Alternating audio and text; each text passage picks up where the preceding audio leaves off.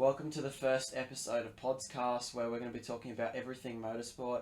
I'm Will Carmichael, and I'm a race car driver. I'm Jett Saraghi, and I race go-karts.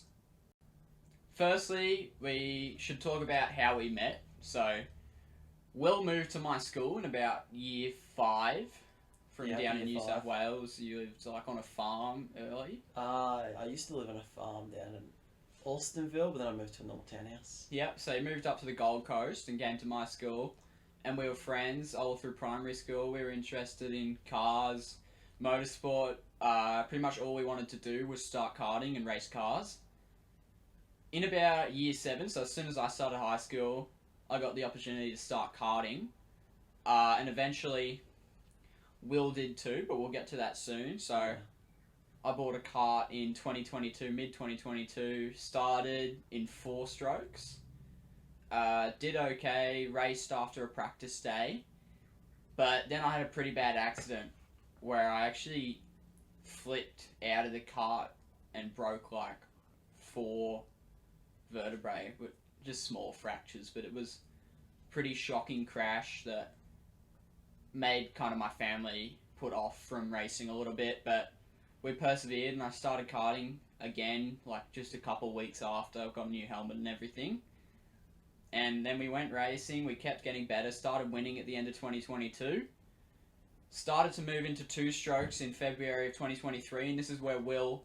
I got my first Birillard off Facebook Marketplace the same week that he got his Cosmic kart and his first 2-stroke. Yeah, so we both started in KA3 Junior, so little 100cc air-cooled engines. I started racing it alongside 4-stroke so I could continue with the championship in that.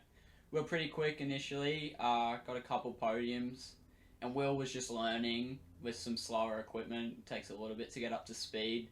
We did some races together at Gympie, which were fun. How'd that go? Yeah, well, my first race was on my birthday, 23rd of April, 2003. Yeah, I think 2023. Yeah, 23. Yeah. I probably wouldn't have gone very good at my first race. I can't really remember now, but yeah, I was still learning, and I think a couple of weeks after that, I did my first ever Ipswich club meet, and that is a lot different than Gympie because there was a full field of 40 karts. It's pretty crazy at turn 1 there. Yeah, I remember in our heat 1, I was starting on the front row actually. It was my first big race too, to be honest. And Will was at the back as a P-plater. They have to start last, pretty much. And Will, with his inexperience in such a field, he actually flooded the engine. And I remember driving past on the formation, looking at Will, what's going on here? And I'm just before the race started, because everyone slows down to do a rolling start, I flooded the engine and I just had to pull over to the side because I didn't know that you could flood them at that time. Yeah, that's not a great first experience, but luckily it was just heat 1. Yeah. And you got to get back out there and keep learning. I was in around about the top 5 for that weekend. But yeah, not much more happened in 2023 for us. Did you stay in Birrell for all of 23? Yeah, I stayed for 23, and then Christmas holidays, actually, 23, I was testing a new Arrow 6.2 and I switched to that for 2024. Yeah, so 2023 was a pretty big year for me in progress. I won the Ipswich Club Championship in 4SS Junior, and I actually won the 4SS State Championship, which was a pretty big achievement at the time in a decent field. Into 2024, I got a new Cosmic. Will was in an Arrow now, and how did that go? Did you race heavy straight away? No, I might have actually. Yeah, I think I went straight to heavies. Yeah. I did that for the whole year, and at the end of the year, I got second in the club championships, which I was pretty excited about. You can see the trophy up there, the big gold one. Yeah, that's epic. Yeah, that was a pretty good achievement for me. That was my first full year of karting. Yeah, so I had a pretty shocking year in the Ipswich Club Championship. We just didn't really have a competitive kart, but I was improving a lot, and it was a good year for learning. One of the highlights was actually the 4th round of the Australian Championship. That was my 3rd round ever. I did one in 23, and that was my 2nd in 2024. and that was Will's first round of nationals. And we'd both done testing there. We'd been pretty excited for that race. You blew an engine before it, didn't you? Which wasn't ideal. We did like a practice day before. I think it was practice day. And the engine, it was too lean or something like that. I went out 2 laps in, and my engine just blew, and that was my fastest engine. So yeah, I didn't have much engine at AKC. Yeah, it wasn't ideal because you got to have your engine that you're used to in the KA3 category. Yeah, so my first AKC, it was a lot different than what I was used to at club mates. There was, how many people were in the club? There was 60. Yeah, 60. So they split them up into A, B, C, and D. Yeah. And you have to be in the final. You have to be in the top 40 to make it. Yeah. So that's like consistently in the top 20 because it's like halved in the heat races. And I missed out on the final because in heat 4. The one before the final, I went for an overtake. Someone didn't see me.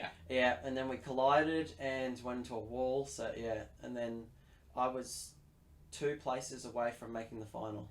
Yeah, that was like the only weekend. Me and Will actually got to battle a lot that weekend. We were pretty similar in pace throughout the heats. I got shuffled back a lot with crashes. I was pretty fast, but we just didn't have track position. I didn't race very well. I was on to make the final, which I was excited for, until heat 4, made a mistake, dropped back to last. We were 4th quickest, fought through the field, but unfortunately Will DNF'd. I remember us battling in that race too. Yeah. But neither of us made finals, so we moved on. Didn't do the final round of the Australian Championship. You wrapped the year up 2nd in heavies. I wrapped the year up 6th out of like 60 or something, or 70 in lights. I also went down the Launceston. Oh, that was... It would have been a couple of weeks before Christmas. I went down with Johnny Wright. His dad drove our karts down, and we had Jack Munro as our mechanic for the weekend. We went down there. It was a good experience because it was my first time flying to a race meet. So yeah, went down there. It was the state championships down there. I came 5th. Was it overall or was it just final only?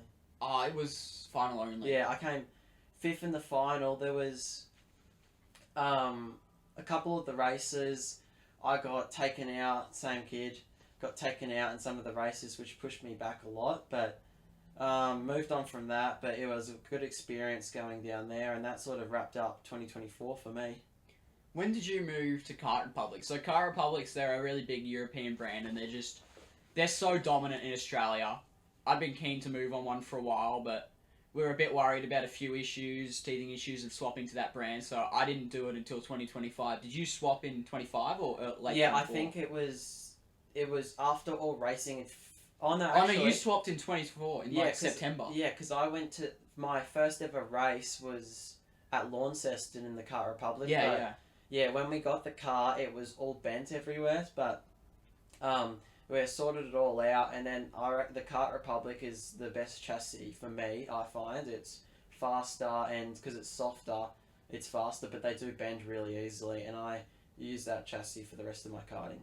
Yeah, so I got a KR in like November of 25, so right as the season ended, started doing testing every weekend coming into 2025, started the Ipswich Club Championship, but we moved into KA3 Junior Heavy, what Will raced the year prior, just because of worries about making lightweight at the end of the year, which probably wouldn't have been an issue looking back now, but it was good experience in heavies with a good field, with actually a national champion, a lot of good drivers.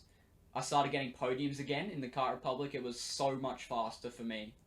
You have to be really light, don't you, to make be under the weight. Yeah. Was it? Yeah. For lights. Yeah, could they be over the weight? Because lights is 18 kilograms lighter than heavies. So. I remember I used to do it, and I would still be 6-7 kilos over the weight. 6-7 kilos over the weight, and there's nothing you could do about it. I had the lightweight battery and everything on. It's just a disadvantage to you because all the kids that are like half a kilo over are just faster. Yeah.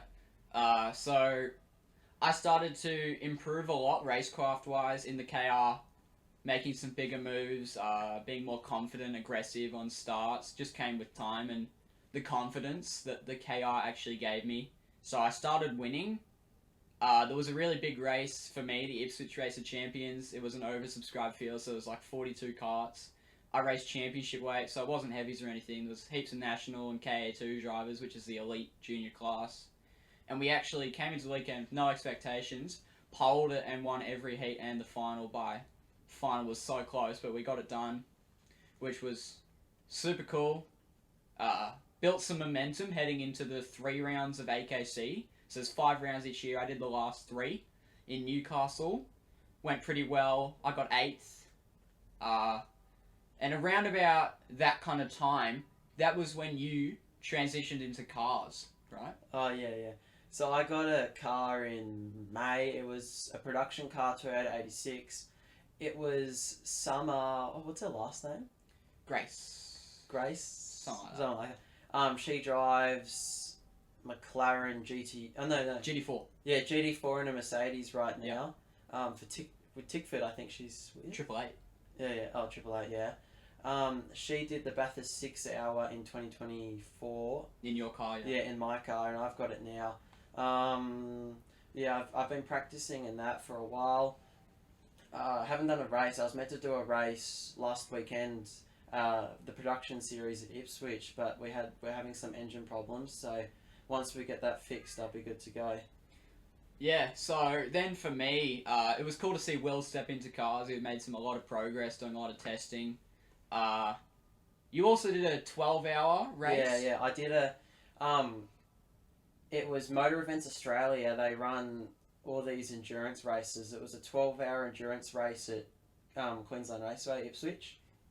We had the team's called Poor Again. They were kind and invited me to drive with them. There's 4 drivers. We were driving an old Ford Laser. It was the 3rd class down in speed, so we won the class, but we also won the whole event outright, which was really good. That was their first win in a long time that I heard. At the end of the race, I think it was about the last hour, the gearbox was going and we only had like 2nd and 5th gear, and but it was pretty good for my first ever car race, getting 1st place. Yeah, you got a lot of track time with that. It was really cool. Yeah. Then for me, moved into my the race I was looking forward to most of the year was the Australian Championship Round 4 at Ipswich, which is our home track.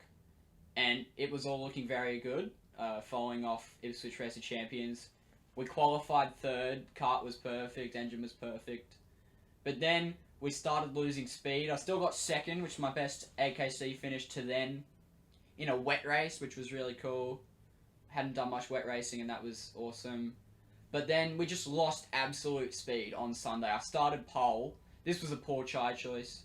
We put slicks on in damp and wound up 13th. But in the final, we started 6th, got up to 4th, no pace, pushed off, down to 20th, finished 16th. We realised after the race it was a chassis crack. So we didn't know how long that had been there. I'd assume from about the Sunday. We got that welded up. Coming into round 5 of the Australian Championship, thought it was going to be my weakest round at Coffs Harbour with a welded frame and probably not one of the best engines in the class, but we really showed our strengths in pace at the track. We qualified 6th in damp conditions, raced to 2nd in Heat 1 and 2, almost won by 0.002 in Heat 2 after leading like the whole race. Started the final 3rd, which was just awesome. I was really hoping I could hold on to a top 3, but that was just being optimistic for me. But I completely exceeded my expectations by overtaking the Australian champion, the reigning Australian champion, for the lead. Yeah, I was watching that. I was watching on TV, and he was in the lead for most of the race. For like half of it. But I lost a bit of speed, like a quarter of the way, 1/3 of the way into the race. Tyres were just slow to come on. Got past, and then I was a little bit quicker than the leader, but I just couldn't pull it together. Managed to block for 2nd, and I was just super ecstatic to finish 2nd. I never thought I'd be on an AKC podium, especially so soon. So it was just really awesome experience. I also, when I went into 2025, I switched to seniors. Yeah, I did tag restricted light. I did how many? About 6. Probably did about 6 rounds of that in the Kart Republic. I got a brand new frame. Yeah, I went pretty good in that. There's lots of crashes in tag restricted light. Yeah. But yeah, that's about sort of all we're up to in 2025, isn't it? Yeah, so that's about where we are now. I've had a couple of Ipswich wins. Could have won the championship, but I stepped up into seniors, so now I'm in KA3 senior. So it's the same engine, but 10 kilos heavier than heavyweight. So I've got like 25 kilos of lead on, so it's quite a bit. It's a hassle every time we go to the track, taking it on and off. Yeah, we've been testing in that a lot. We seem to have good speed. Going into my first seniors race at Capri Cup, which is reverse direction Ipswich, in about 2 weeks. So I'm excited for that. Anyway, what are your plans for next year, Will? Well, I'm gonna try and do I'm gonna do a lot of Queensland production cars. Try and do all of them. I'm also gonna try and do the Bathurst 6 hour, which I think it's in March or April. So I have to try and find a second driver for that if anyone wants to drive. Probably do some of the Australian production cars as well, and then yeah, that'll be about it for 2025. Then hopefully go into the scholarship series in 2026. Yeah, awesome. For 2026, I'm doing the full Australian Kart Championship. One cool thing, which is absolutely epic for anyone looking for driver training that I've done a couple times over the years, is Norwell Motorplex. We'll definitely be heading back there. You get to do some 86 training, data analysis, skid pan, whatever you want, personalised to you with, whatever it is. I had Super 2 driver Jared Hughes coaching me. It's a really great experience to find those last tenths for when you're actually racing. So I'll do a couple more of them, and I'm looking to also do potentially Hyundai XLs next year. So that'll be a big step up for me if I can put that together for next year. Yeah, I drove an XL. There was a thing down in Adelaide I got chosen to go to called the XL Garage Star Search. It was about 20, 30 people that were there, and it was sort of like, so what we did was the start of the day we sort of met around, and then we learned about, there was 3 judges. Elliot Barber, which also has a podcast, he was one of the judges. Dusty Media was there, and there was Moti V8 woman that was teaching us sponsorship. I can't remember what her name was, but yeah, so we had to do like a media part with Mr. Dusty where he was interviewing us, which you went pretty well in that. He spoke about me he made a YouTube video. And then we got 2 sessions of driving. They weren't very long. There was kids, like, they were about 19. They've been driving XLs for years. This was my first ever time getting in one, in a race car. I was a second off by the second session, but I gained 6 seconds in that session. So I was pretty happy with that. Even though I didn't get chosen, they just chose the fastest person. It was a good experience going down there. Yeah, it's really cool. It's a shame. I was actually looking into that for the end of this year, but unfortunately they ran out of funds, so the XL Garage is no longer running that at the moment because they need to rely on heavy sponsorship. It takes a lot of resources, and it was really cool for them to be dedicating that to new talent who need an opportunity to move forward. Some other things I did this year, I won the Junior Top Guns at Warwick. That was cool. I won the Supercars Showdown with a massive dive with 2 corners to go. I was working at the Supercars, wasn't I? That was that. Yeah, weekend. you were there with us. I was working. I did some work experience with Team 18. That for the Ipswich weekend. Here you can see on his shirt there. That's what I got given. Yeah, that was a good experience as well. I got to see how all the teams work and everything is like behind the scenes of what they do. I also did 2 weeks of work experience with Matt Stone Racing. I was in their shop, and I just got taught how everything runs and everything works. We also went and did a practice day at Ipswich in the Supercars, and I just got to see how it all works, which is pretty good. Yeah, that was really cool. You gain a lot of experience if you ever were to move into racing or even just working in motorsport. Yeah. But what series do you follow mainly? For all the fans, do you follow supercars, F1, GT3 mainly now? Or? Oh, F1's definitely my biggest. I've watched all of it on KO. I am getting into like world. What is WEC. it? Yeah, WEC. I'm getting into that, watching like all the endurance races and everything overseas. I do also watch supercars. Yeah. Yeah. How about you? Yeah, I'm mostly supercars. Gold Coast 500 this weekend. I should be there all 3 days. You'll be there. Yeah, couple we're with me. We're going to a signing session. Tonight we're gonna see Brock and Will. Yeah, Culture Kings Pack Fair. Yeah. Yep. They're releasing a new shirt. Yeah. Looked cool. I want to go get that. So tomorrow you're working. Yeah. Will also has a part-time job. Yeah, I just got a job. It's working at a fish and chip shop, just near my house. So, yeah, that's going good. Yeah, it's every little bit that counts, so that's great. But tomorrow I'm going to the full signing session. Hopefully, need to get there a few hours early because there's so many drivers. Yeah, many people lined up. I went there last year. I was there still an hour before the signing session even started, and I didn't even get in. I was about 20 people away, but yeah, they just closed the gates, and so many people miss out. Yeah, but that's how it works. The drivers are on such a busy schedule every weekend, so you can't blame them. Yeah. But that's about it for the first episode. That went pretty well. One thing I do want to talk about is I've got a 3D printing brand where I 3D print go-kart parts. So it's basically like setup hiders. I've got Kart Republic, Parallel, so all those ones. Arrow. So what it is I've got ones that hide your caster. I've got a whole engine kit for X30 Iami engines and KO100 engines, which basically plug all the holes around the engines and just protects them all, which I'll show you. Yeah, you got any? Let's go grab some. Yeah, I'll go get some. Alright, so this is my box of goodies that I've been spending months and months designing these. It's very hard. I had to learn like all the software and everything. So in here I've got the engine kit. So what I make it out of, it's plastic, but it's carbon fiber infused, which you can see here. It makes it really, really tough. Like, it's still breakable. Yeah, so that's an airbox cover. They're great. Yeah, it's got my own logo on it there, the airbox plugs. I got these ones. So this is like, if you're sending your engine off to get rebuilt, right, you have the restrictor off sometimes. This basically is a restrictor, but it's plugged. So you put this on and you screw the two screws on so nothing can get in your engine and on your piston, which you do not want that.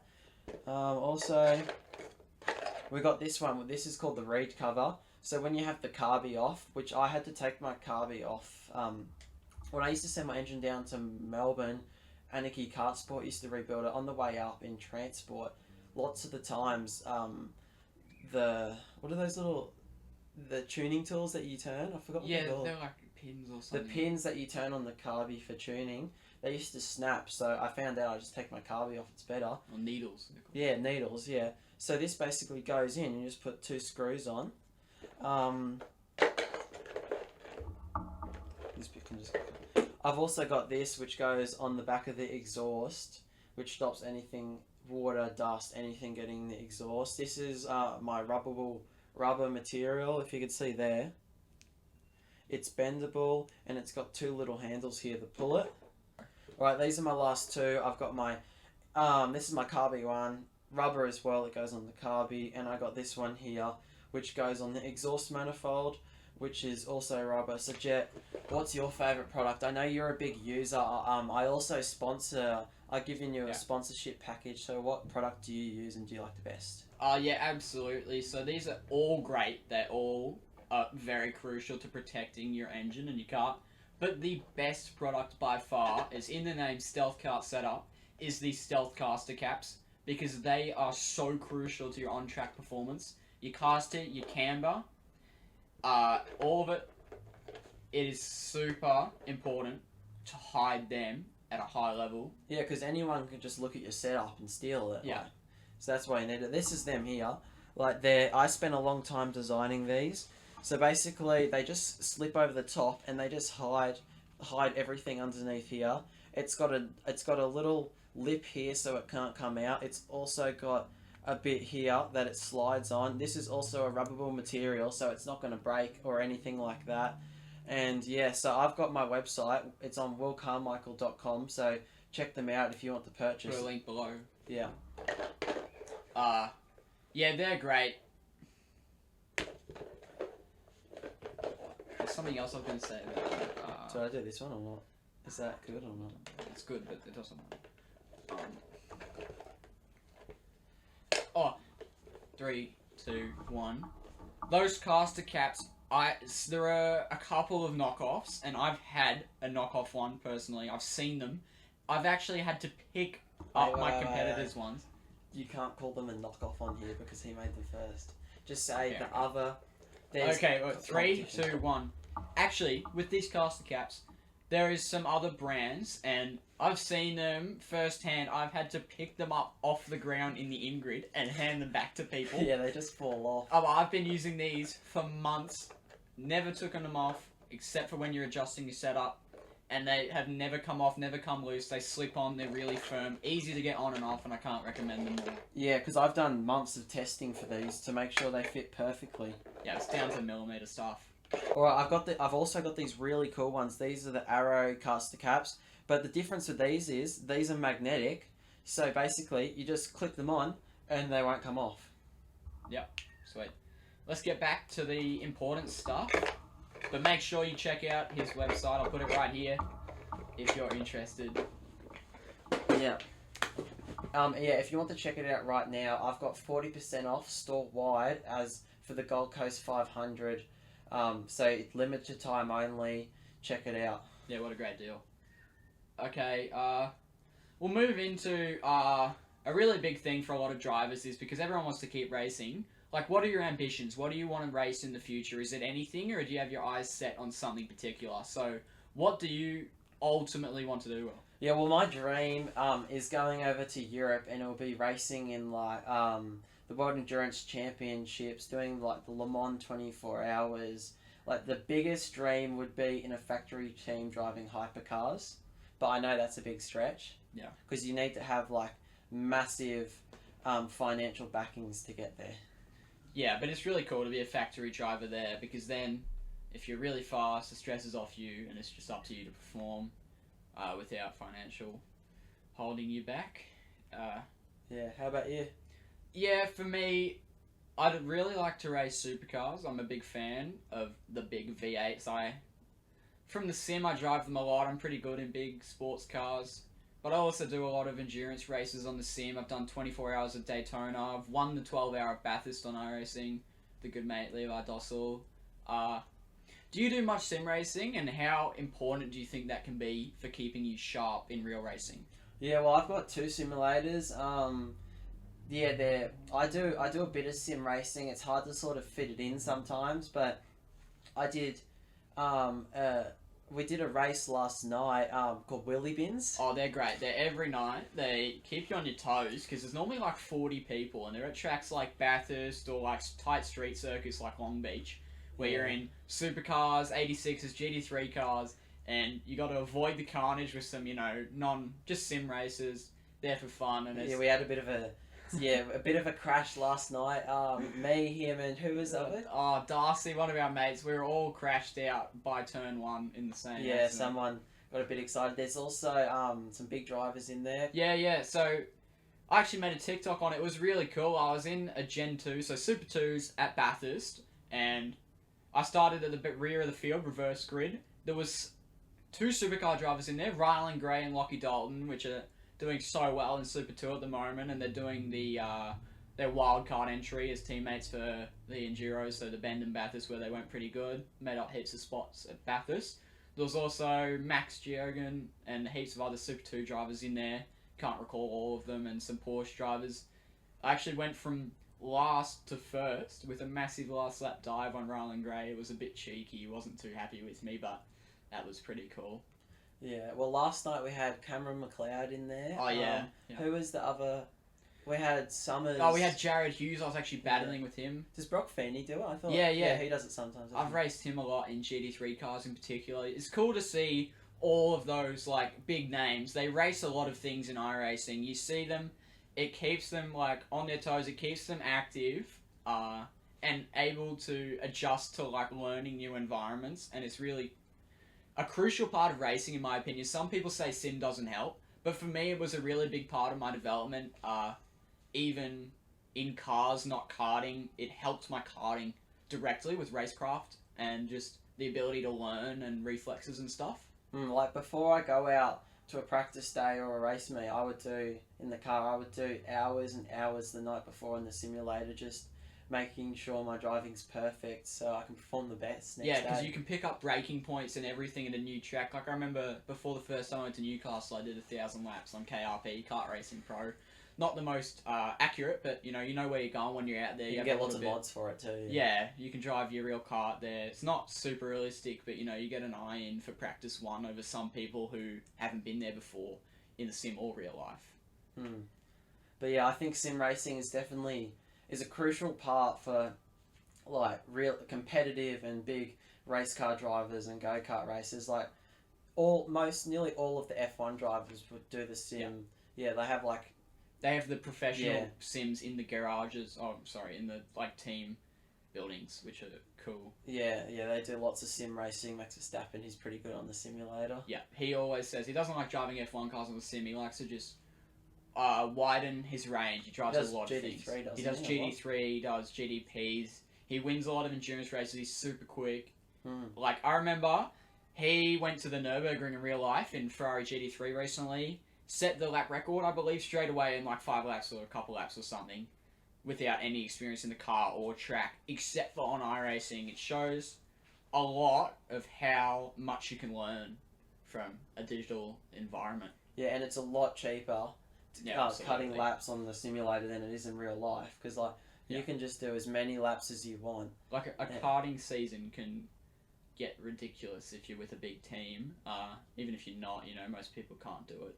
And a sim, sure, it might seem big initially. You can be spending like $5,000 up to as much as you want, but the amount of time that you get from that is actually a really good investment.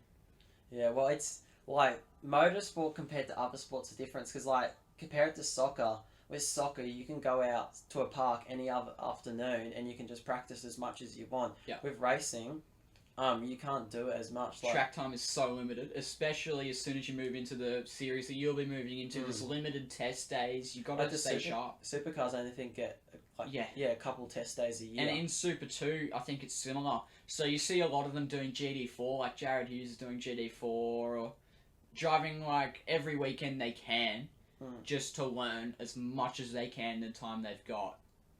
Yeah.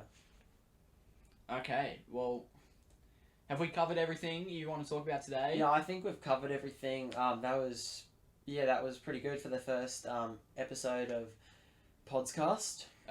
Yeah. Let us know in the comments if you like the name, if you want us to change it, if you have any ideas, what you like, what you don't like. We'll finish off with a quick activity. Yeah. We're going to do a little quiz. We're going to experiment with this. A little bit of fun at the end of the episode. So I'll ask Will a few questions about motorsport. 5 questions. Whoever gets the most right, because he's going to come up with 5. They can't be too hard, but they can't be too easy. Yeah. And whoever gets the most out of 5 right wins for this episode. So, yeah.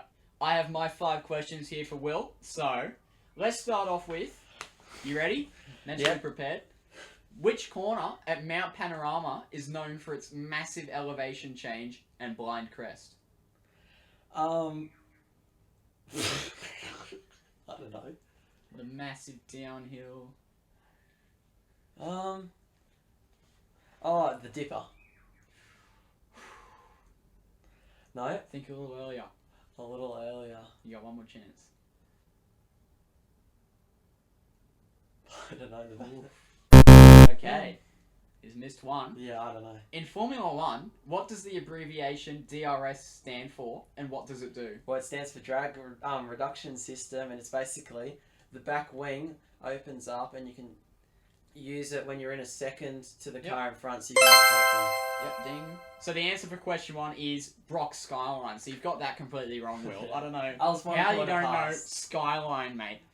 So my third question for you, Will, is in karting, how does narrowing the rear track width affect the kart's performance handling? Well, I know if you widen the rear track width, it goes better in faster corners. So I think if you narrow the rear track width, it's better for slower. Yeah, but what is that doing? What is it? Is it giving you more of something or?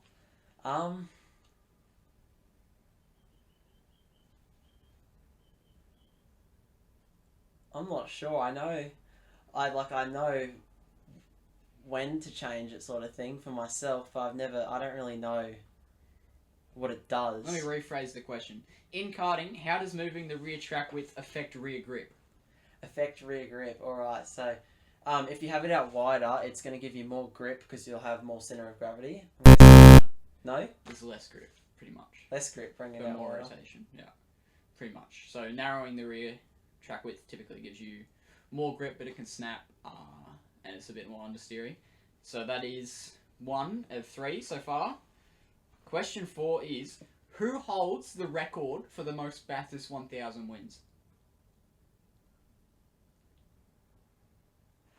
I did know this one.